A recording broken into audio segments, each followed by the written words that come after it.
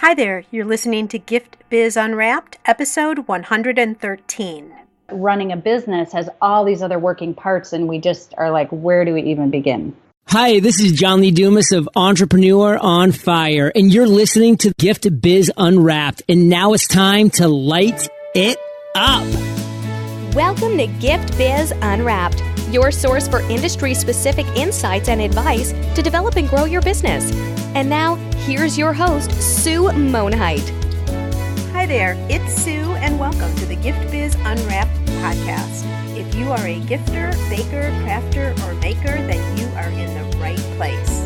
Whether you own a brick and mortar shop, sell online, or are just getting started, you'll discover new insight to gain traction and to grow your business. And today, I have the pleasure of introducing you to Robin Walker.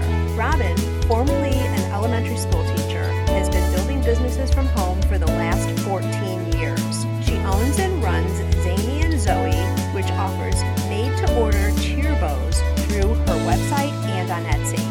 Robin also connects and supports women business owners through her Women's Business Workshop. She's the author of the Summer Survival Guide for Work-at-Home Moms, and this past March hosted a 2-day conference for women business owners looking to grow their businesses. I cannot wait to find out what we're going to get into today. Welcome to the show, Robin. Hi, thanks for having me. Glad to be here. I am so thrilled that we were able to coordinate this, and we are going to start off the show like we always do because we are creators and makers here, and that is by having you describe yourself through a motivational candle. So if you were to tell us what color and what quote would best describe you, what would those be? The candle color would be the colors of the ocean, the turquoisey, light blue, light green, because I find those colors so relaxing. And the quote would be, "This too shall pass." But I see the quote in two ways. As a mother, I see it as this too shall pass for the hard times, but also that they are growing quickly. And before you know it, this stage is done, and that can be a good or bad thing. You don't want to miss those good stages because a blink of an eye and they're over. Yes, exactly. So that is something my mom used to always say is this too shall pass, and kind of has good perspective.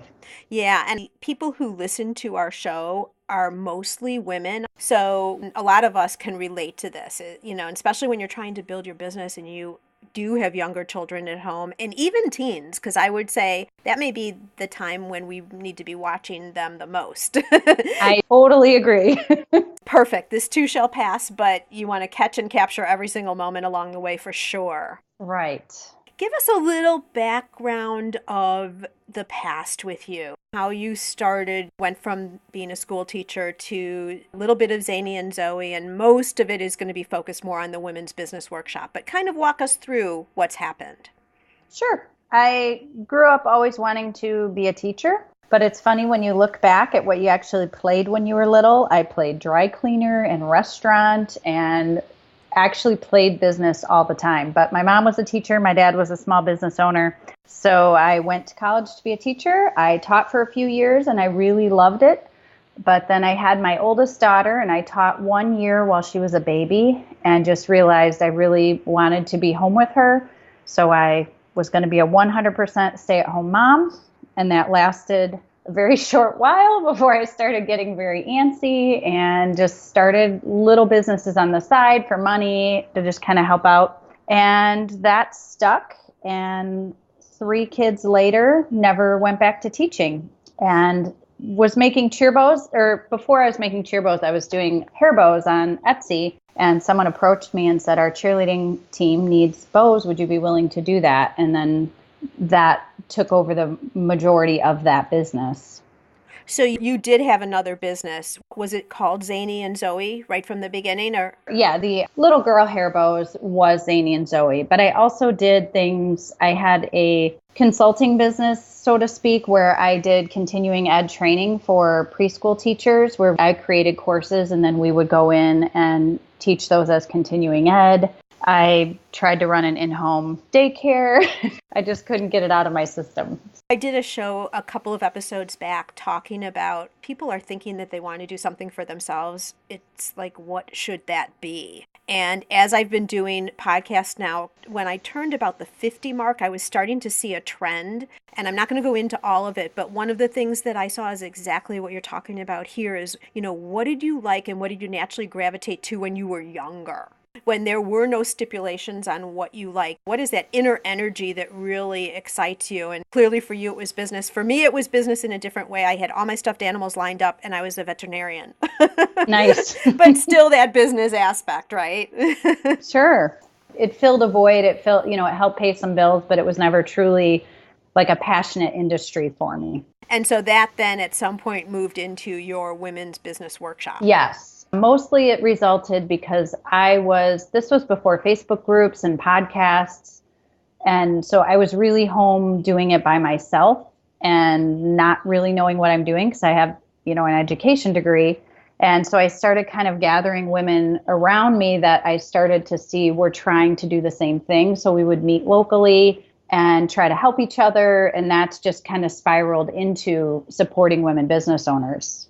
Beautiful. So let's talk now. So you do a lot. You're interacting with lots of people right in the space where we are in terms of getting started, having interest, and starting to build and grow their businesses. What are you seeing are the biggest concerns that people are having? Well, the women that are first starting out, I feel like the big question is, where do I even begin? A lot of women, at least in my experience, did not go to business school. Maybe they were a nurse, or I do see a lot of teachers, people that have gotten out of their industry and reluctantly kind of became an entrepreneur because they were doing something or making something and someone said, you should sell that. And we know how to do that thing, but running a business has all these other working parts and we just are like, where do we even begin? What's the most important thing to do first? Exactly. I totally agree with you. They know everything about the craft and the tools that they need or the baking ingredients that they need, but converting it over into a business is an entirely different thing. I totally agree. Okay, so the first thing is, where do you begin? Where do you start? What are the steps? What else are you seeing are challenges? One that's come up a lot in my circle is, where do you spend the money? When you're first starting out and maybe you're taking part of your husband's income or income from a different source and you say, okay, I have this much money and I'm trying to make it stretch. Should I get a coach? Should I do a website? Where should this limited amount of money go? What would be the most important place to spend it? Where would you get the most bang for your buck, so to speak? Mm-hmm. Let's unpack this a little bit. How do you decide? I'm a huge fan of live events personally. I love them. So I feel like in some instances you can get a lot of information in one place, whether it's a conference, a workshop. I'm a big fan of that, but I also think getting feedback from other entrepreneurs, whether it's in a Facebook group or a forum, I think coaching is great. It's just a little out of reach for a lot of people financially at first. And also I recommend people to SCORE, nonprofit with the retired business professionals. They have a lot of resources. Absolutely. I totally agree with you there. So your thinking is in terms of where does the money go? Because you're right. Your funds are limited when you're starting, for sure. And I think a good thing to do is take whatever that number is, whether it's $500, $2,000, whatever it is, and before you start spending any of it, figure out all the elements of what you need to do and then create the plan. I agree. And so you're suggesting local events, if you're fortunate enough to have something around you, and a quick Google search, Gift Biz listeners would be able to uncover those for you. And then if there isn't anything around, then Facebook groups are a wealth of information. You go in and you really can buddy up with people who aren't even in your area, but are in a similar space and can provide so much information for you. Then Robin's also suggesting coaching and SCORE too. Look in your local neighborhoods for SCORE. What these are people who have run small businesses all the way up to big corporations, and now they are volunteering their time and their expertise back to help people like us grow and develop. And I believe it's all free, right, Robin, for SCORE? Yes, you can get a one-on-one mentor and it's at no charge. And they walk you through doing a business plan. sometimes your first match isn't always the right fit. I've talked to a lot of women that have gone through a couple different mentors until they found someone that really understood their industry and was a good personality match. So just to keep that in mind. Good point. All right. And then what would you say is the third challenge that you're seeing? Fighting the overwhelm of, you think, oh, someone said I should make my creations and try to sell them. And then you start looking into what it would really take to do a business. Or sometimes if you do go to a live event, you get completely overwhelmed that what's a funnel? Why do I need an email sequence? And does that even apply to me? And there's just so much coming at you. It's just really overwhelming. So what do you do? I am an old school, put things down on paper. I don't know if that's my teaching background, but I do brain dumps where when I'm feeling really overwhelmed, I set a timer and I just write down every single business thing I'm thinking of just to get it out of my head. And then if there's anything on there that's an actionable item right now, then I can prioritize. But I personally just need to get it out of my head and then really just focus, but what is the best for my business, not everyone else's. There's a couple of things here. Shiny objects are very dangerous. You'll listen to even this podcast or you'll see something on social media that looks like it's something you should be doing, and you totally vacate all activities that you were doing and jump over to that other project, and then yet another shiny object comes and you jump over to another project, and then you have all these projects partially started and nothing's actually getting accomplished. That is something I still struggle with. Well, that's what you're saying, the fighting, the overwhelm, and, just making sure you stay on track. I totally agree with you. And I think more and more I see people resorting back to lists because I think it's just ingrained. There's something about that tangible pen and paper versus the online apps. And there's something very fulfilling with checking off steps too. Yes. And what I love with a huge list is I put it away. And then I just have a small to-do list for each day with maybe 5 items that are important to move my business forward. And then, it'd be wonderful if I got through all 5, then I can look back at the list. But I put it in my binder so I'm not seeing it all the time because then that just adds to the overwhelm. Right. If you have a list of things, there's nothing wrong with having a parking lot saying, oh, you know what, this is something that I should apply, but it's not the time now. I'm working on whatever your specific goal is at the time, right? I think the other thing really good, and Gift Biz listeners, if you're not already doing it, I would suggest you picking up this activity. I do the same thing, is what are the most important things for you to be doing in a single day? If you work a day job and you only have a little bit of time at night, maybe you only have 1 hour one night. What is the single most important thing that you should get accomplished? And know that before you sit down to work, so that hour can be as productive as it possibly can. And you want to make sure that your tasks too are actually tasks that move you towards a goal. Okay, so let's say your goal is, I need to get more visibility for my business. A task that could move you to a goal is, what kind of networking groups are in the area, or what kind of conferences like Robin was talking about before. But you only research it for a certain amount of time and then you take action. You don't keep researching and researching and researching. Yes, just decide. Yeah, you just take that action, right? Yes. There's a saying I always say to myself and to my kids, someday, but not today. So if I see something great online and think, ooh, that might work for me, someday, but not today. I love that. Someday, but not today. I'm writing it down. And it's great for kids because it's not a definitive no, but it means not today. Today, we are not going to the zoo. Maybe someday, but not today. It's a little easier no. Yep. And that's your parking lot list for sure. Right. Yes. All right, so your big 3 are the challenges that many people are seeing, and I'm thinking our listeners can probably resonate with these. Maybe all of them, actually, is I want to do this so badly, but what is the first step? Where do I possibly start? And I think the solution to that, we didn't cover that in the beginning, is just take action and get started. Find some advice, find some guidance, and start going. What I really love about your story, Robin, is that you kind of identified after you were teaching that, no, it was the business side you really liked because that's what you were always doing when you were younger. And then there were several courses you took too. You really landed on what you really, really liked. But you didn't wait to figure it out, because sometimes you really don't know it. It kind of unveils itself as you go along. Right. And businesses evolve too. And even those three things we discussed, I still go through those. Things are smooth sailing for a little while, and then the whole roller coaster of entrepreneur life. Then you get back to those three things again and think, okay, where do I even start now? Right. I think that's a fallacy of being an entrepreneur, business owner for yourself, is that you get to a point where it's smooth sailing. Like you're going through rough waters, you get to a point. I think there's always things that come up, and you just have to accept that that is the way it is. That's the life you're buying into. And pros and cons to it, but if you're the type of personality, the pros clearly outweigh any cons. But being uncomfortable, being challenged is just part of the gig. It's part of what you're buying into.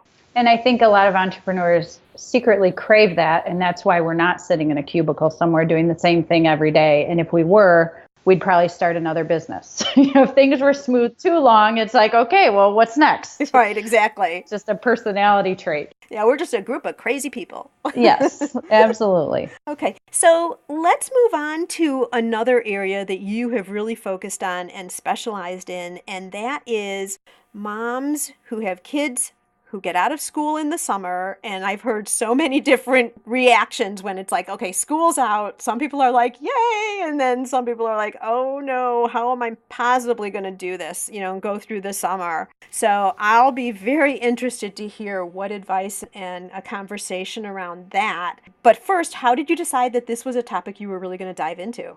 Just out of need, because my husband is a chef, so he works nights and weekends in the summer because we live in a touristy area. So he's gone a ton, and I was doing these businesses at home by myself with 3 little kids, trying to figure out how to actually do this where we're all still happy at the end of August. And my teaching background came into play at that time, and we started doing daily to-do lists or activity lists, and I started planning our day, not completely scheduled, but a little more of a routine like they have in school. And I just saw such a huge difference in my productivity, their happiness. And so I said, I have all these years of resources. I should get them out there, because I kept seeing women say, oh no, summer's coming, my business is going to die, or everyone's going to be stressed out. So I thought, well, I have all these resources, so I should put them out into the world. Yeah, and then you tested them with yourself first.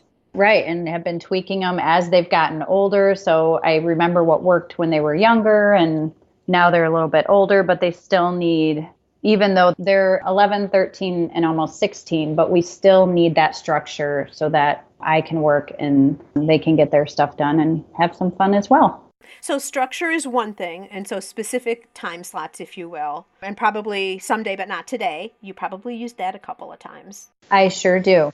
I advise, I know it seems contradictory to the whole idea of summer being fun and relaxed, but I really advise women to start their plan now or before the kids are out. So on day 1, you start with, okay, mom works from this time to this time, and while I'm working, here's what you guys are doing, depending on their ages and abilities. But to get that from day 1, so that you're not having to go back and say, well, I know we were doing this before, but now we're going to do it this way, because you'll get a lot more resistance than if it starts from day 1. But I do chunking of time so that I'm more productive, because I plan it. Let's say I'm going to work from 9 to 10 in the morning, and my kids are doing their daily chore list or whatever. I know I'm going to work really hard during that hour. I'm not going to be surfing Facebook, because I know that's the hour I have to get my social media planned or whatever the task is for that hour.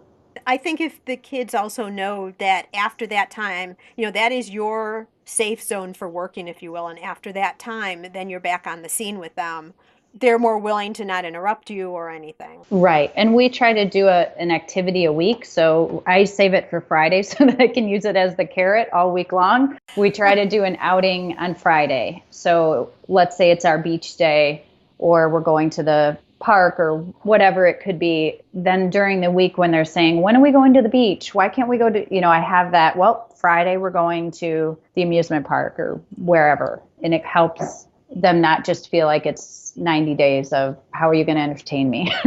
Right. And I'm sure they're more comfortable too with the plan. I mean, it's better all the way around. Absolutely. Couple of questions for you here. Do you get input from them on what their activities are going to be? So there's some buy-in there? Absolutely. We do like a bucket list, a summer bucket list at dinner or sometime, hopefully in the spring usually. And they write down the kind of things they want to do. And it's not just where do they want to go, it's what kind of summer do you want to have. One of my kids would say, I want to have a play date every day. Obviously, that's not going to happen, but now I know that's something really important to him, where one of my other kids might say, I just want to read outside all summer long. So you make sure, we do a bucket list, and that really helps. Some of the things are just, mom says you have to do a chore off this list, so you just have to do it. Well, yeah, because they still have chores. Right, but I do like our daily to-do list. They can do it in any order they want. They can wait a little while to do it, but they can't have any screen time until that list is done. So some of them will do it right away in the morning and be done. Others will put it off all day long and whatever, but mine are a little older that I can give them that responsibility a little more. Mm-hmm. And I bet there's challenges between, if you have a couple of children, if someone gets their chores done, then they get to move on to a fun activity and the other one is kind of dawdling. Then right. They see that, oh my gosh, he's outside. It's so fun. Yeah. So what do you do about if they want play dates during some of this time? Would that then integrate into the plan? In my household, it's mom works till noon, and so don't plan anything and don't ask to go anywhere unless we're asking ahead of time. And obviously there's certain circumstances that things change. If a friend calls and says, will you come to Six Flags with our family? I'm not going to say no because I'm working, but my kids can't ask for a play date during my work time because I just know I feel like I'm responsible for their child while they're in my home, so I can't focus as well. So they know after lunchtime, that's when you can ask to have a friend over. Yeah, that makes a lot of sense. I like that a lot. The rules are set, and that's the plan, and that's the way it goes. Because the more you make exceptions, I do allow grace, and there's some days where you say, you know what, we're just going to the beach. I can't get any work done. We're all like, you know your kids, when you're all at your breaking point. But overall, I try to stick with it. It just makes the expectations clearer. Right. Okay, before we move on, I want to, because I think since we're in this mindset in this conversation, I am looking at the couple of things that you are offering our listeners, the free printable and the summer cheat sheet. So talk a little bit about these, if you would. Sure.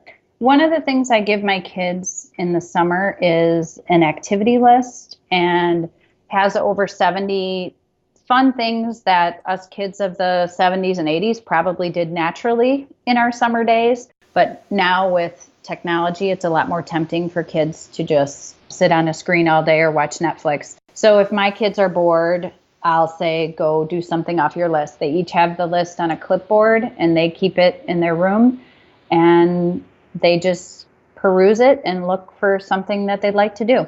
So what kinds of things are on the list? It's like make a bird feeder or make an obstacle course and time yourself, write a letter to grandma, ask your mom what you can help her with. Well, that sounds a little self-serving, but I love it. Well, it's a good training thing to ask for kids to ask how they can help. Perfect. How about, is jumping rope on there? I believe it is. It's all just that stuff. Make a fort for your Army guys. Little things that we did and kids do, but sometimes just a reminder of, hey, let's have a paper airplane contest. I want that list. Can I be a child for like a couple of days? One day Friday, so I can go on the field trip day. Fun trip, yeah. The fun trip, yeah. So I have that as a free printable, and I do have one for teenagers and younger kids. That's in a course that I'm launching, but the one for school agers I have free on my site if anyone wants to download that and print it. And you can always have your kids make their own as well, or make a big, huge family list where you all brainstorm these kind of things together and just have it on a huge chart somewhere.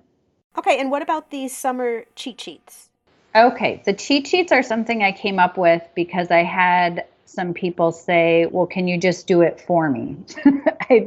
And so this is also the teaching background. I love doing this kind of stuff. So every week in your inbox, you'll get an email, and in that is a theme for the week. So it might be the beach or the zoo. And then you get themed activities for the kids, one crock pot meal, and I hate to cook, so it's like a 4 or 5 ingredient dump crock pot meal. So there's 3 kids activities. There's a weekly outing suggestion that goes with the theme, a business challenge for mom, and then 3 easy snacks and lunch ideas that most school agers can make on their own. And then there's a shopping list for all of the activities and the foods so that you can just go to the store, buy the stuff. Everything's printed out, kid-friendly with pictures and very easy steps so that they can do it themselves. Oh my gosh, Robin, that sounds awesome. I love that. And so the link that you've given me is to sign up to get those weekly emails, right? Yes, I do have a free sample one if anyone wants to check it out first before they purchase, just to see if it's something that they'd even be interested in. And I do have to say, as a disclaimer for all of the summer things, if your kids are used to being able to run in at any time, have you at their beck and call, any of this stuff will take some baby step guidance and training to get them to do these things on their own. Mm-hmm. So there's a little bit of an adjustment period, you'd say. Well, yeah, if your kids never clean up after themselves for lunch and you always make them every part of their lunch and serve it to them making it all on their own there will be a learning curve. But I bet they'll like that, that ability to be independent and all that. I think kids feel so proud of themselves when they can make their own food. So Gift Biz listeners, I'm going to have the link to both the free printable, which has all of those activities. I'm just curious what all of those are. I think there'll be memories coming back. And then also the link to, let's just do the sample, the example one, so they can see that. And then you guys can decide if this is something that would be helpful for you moving into the summer. Those will be over on the show notes page. But for now, I want to move into our reflection section. And Robin, this is a look at you specifically, but it's a way for our listeners also to see if they have similar traits as you and to get some tips from you in terms of productivity and all of that. If there was one trait that you have that you think you've really called upon to help you be successful, what would that be? I would say being a connector, communicator. I have always been chatty and gotten the social butterfly stamp from the teachers. But I love just talking with women, chatting, communicating, connecting. I love that. And it's always been something that's come naturally. And that's wonderful because that serves you so well in the business world. Yes. I hear so many people who are, I'm an introvert. I could never go to a network meeting, stand up and talk in front of people. But you are one of the lucky ones who doesn't feel that way. You're the opposite, and it serves you well. Thank you. Is there a tool that you use regularly to help you stay productive or to create balance in your life? Over and above the ones you've created. Of course. I was late to the game on Google, like Google Drive, and my high schooler about a year ago said, "Why are you not using Google for your business?" And I said, "Well, I'm not even sure what it is." And as soon as she told me that you don't have to manually save your documents, I was sold. Like, what? I'm not going to lose it? All right. How many documents did you lose in the past? Oh, gosh. Remember back in the day when you would do a college paper and something would happen and you would lose everything? Oh, gosh. Or even like power shutdown or something? Anything. Yes. So I loved it. For my conference, I used Google Forms, and that was wonderful how you could make a professional looking form. And then all of the information you can, with one push of a button, can go into a spreadsheet that you can share and edit. For me, I know other people have been using this a long time, but it's really been a help. If I find something online or I need to copy and paste something, I just start a new document and plug it in there and move on. Google Drive and all the Google Docs that are within Google Drive. So yes. Check that out, everybody, if you don't know what we're talking about. Is there a book that you've read lately that you think our listeners could find value in? It is specific to parenting, and I'm very lucky to have very wonderful teenagers. But I read the book, and it's kind of a funny title, Yes, Your Teen is Crazy by Michael J. Bradley. And it's loving your kid without losing your mind. And someone said, read it before you have any teen troubles, don't wait until there's issues. So I read it just out of curiosity, and it's just been a really insightful read and just a reminder that teenagers their brains are not fully formed. I like the way you worded that. Perfect. Yes. Gift Biz listeners, just as you're listening to the podcast today, you can also listen to audiobooks with ease. I've teamed up with Audible for you to be able to get an audiobook, possibly like Yes, Your Teen is Crazy, for free. All you need to do is go to giftbizbook.com and make a selection. That's giftbizbook.com. Okay, Robin, if there's one single place someone right now real quick wants to check you out, where would you send them? A website, a Facebook page, just one place. Where should they go? My website has the most information and has a lot of links. Okay. My Facebook group, though, is where you would get support and you'd get loved on. Okay, perfect. If that's more what you're looking, what someone's looking for. Okay, so the website is womensbusinessworkshop.com. Mm-hmm. And your group, what's the name of the group? Same name, Women's Business Workshop. Beautiful, nice and easy. All right, and as you all know, there is a show notes page that will be connected up, and I'll have all the other information, including the links to those 2 freebies that we were talking about earlier, and everything else that you want to know about Robin. Now, Robin, I'd like to invite you to dare to dream. I'd like to present you with a virtual gift. It's a magical box containing unlimited possibilities for your future. So this is your dream or your goal of almost unreachable heights that you would wish to obtain. Please accept this gift and open it in our presence. What is inside your box? Well, it would have to be a very large box, but what I would always dream about is having a cabin in the woods on a lake that is just for me and my business. So I can go there, I can work. There's a Facebook Live backdrop that I can use. There's a fully stocked kitchen. Maybe we'll throw in a chef. And that is my getaway space. I could have retreats there. I could host workshops, but just a really relaxing, comfy space just for work. That sounds fabulous. I can envision it right now, and I'm already there. Sounds wonderful. We'll have coffee on the deck looking out at the lake. Beautiful. Perfect. Love it. Love it. Robin, thank you so much. This has been so informative. I know that there are a lot of business moms out there who are going to have such a better summer, peaceful, relaxing. The kids are going to be all in line, and businesses can continue to grow. Maybe not at the same speed. Maybe you back it up a little bit so you can enjoy your summer, but with the direction that you've provided and the guidance, and if people take advantage of some of these things that you're offering, I see, we can then, as moms with younger children, be looking forward to the summer, just like we used to do when we got out of school. Right. Yes, that is such a great point. Do you remember that feeling when you walked out of those school doors, even if you liked school, because I was a kid who liked school. Right. Oh, sure. But you walk out of those school doors for 3 months and you're like, or 2.5, whatever, and you're like, freedom. I just got the chills. That is so how I want moms to feel too. Perfect. And you have done a great step, I'd say, in helping us all to achieve that by what you've shared with us today. So I appreciate it so, so much. And may your candle always burn bright. Thank you. You too. Do you know that you should be out networking, but you just can't get yourself to do it because it's scary? Are you afraid that you might walk into the room and not know anybody? Or that you're going to freeze when you get up to do that infamous elevator speech where you talk about yourself and your business? Well, I'm here to tell you that it doesn't need to be scary if you know what to do. To help you with this, I would like to offer you a coffee chat. For the price of buying me a cup of coffee, we can sit down through an online video and I'll tell you everything that I know about networking and how I have personally built 2 multi-6-figure businesses primarily through networking.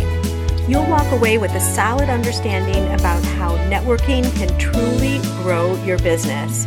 And you're going to have newfound confidence because I'm going to give you 10 fill-in-the-blank templates that you can use for your introduction message. To learn more about this opportunity, just go over to bit.ly/network ninja. That's bit.ly/network ninja. Today's show is sponsored by the Ribbon Print Company. Looking for a new income source for your gift business? Customization is more popular now than ever. Brand your products with your logo, or print a Happy Birthday Jessica ribbon to add to a gift right at checkout. It's all done right in your shop or craft studio in seconds. Check out theribbonprintcompany.com for more information. Where are you in your business building journey? Whether you're just starting out or already running a business and you want to know you're set up for success, find out by taking the Gift Biz Quiz. Access the quiz from your computer at bit.ly/giftbizquiz or from your phone by texting Gift Biz Quiz to 44222. Thanks for listening and be sure to join us for the next episode.